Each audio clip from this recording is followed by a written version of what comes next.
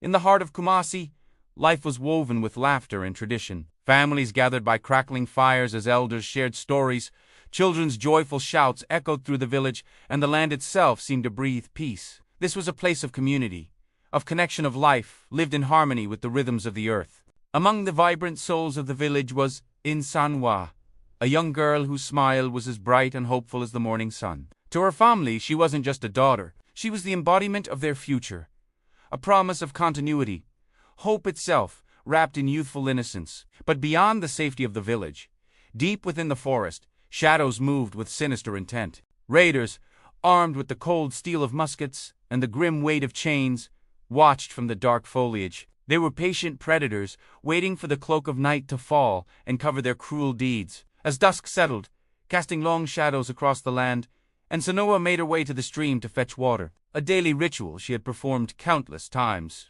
Balancing a clay pot on her head, she walked the familiar path, entirely unaware of the silent danger that followed her every step.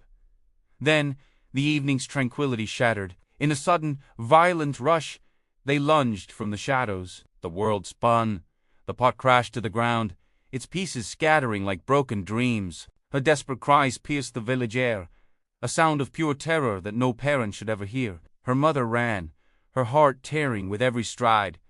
But love, no matter how fierce, was powerless against the cold reality of chains and muskets. Iron bit into Nsonwaa's wrists, cold and unforgiving. In that single, brutal moment her childhood ended. Tears streamed down her face, mixing with the dust of the forest floor as the shackles closed, sealing her fate. The raiders' destruction didn't stop with her. They descended upon the village like a plague, burning, looting, and binding the innocent. The peace of Kumasi was consumed by fire, turned to smoke and ashes, its heart ripped out. And so began the long, agonizing march. A line of captives, bound by ropes and driven by fear, was led away from the only home they had ever known, away from the land of their ancestors. They were forced onward, step by painful step, toward the coast of no return. This was the terrifying beginning of Nsonwaa's story, but it was not her end. Her journey was just starting, a path that would lead her across vast oceans and into the dark,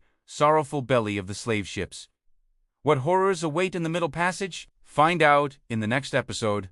Don't miss it. Subscribe to our channel to follow Nsonwaa's incredible journey and help us keep these important stories alive. Thank you for watching.